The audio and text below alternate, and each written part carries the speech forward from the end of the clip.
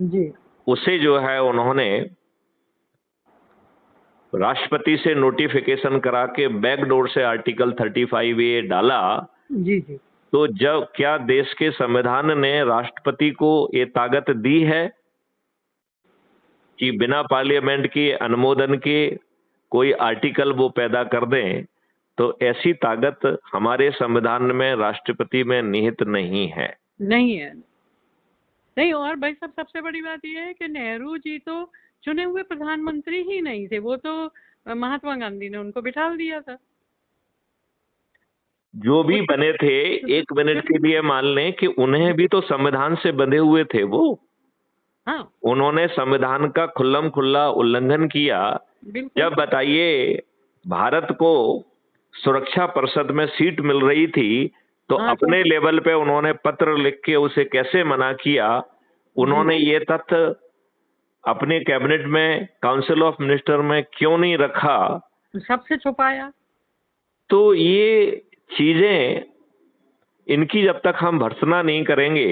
अब ये बताइए, जी एक PIL माननीय सुप्रीम कोर्ट में लगी थी, जी जिसका मजनून यही था कि आर्टिकल 35A कभी देश के पार्लियामेंट के सामने नहीं लाया गया, लाया ही नहीं गया। ना ही उस पर कोई बहस हुई।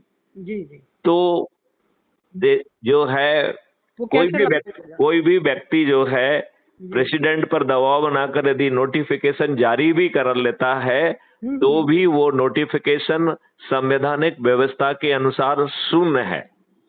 जी फिर माननीय नरेंद्र मोदी जी ने 2014 से 2019 तक मौन व्रत रखा। क्या माननीय नरेंद्र मोदी जी ने यदि ये सही जानकारी यदि सुप्रीम कोर्ट को दे दी होती, आए आप बताइए, यदि ये जानकारी सुप्रीम कोर्ट को दे दी होती तो सुप्रीम कोर्ट इसे 2014 में नल एंड वाइड घोषित कर देता या नहीं कर देता?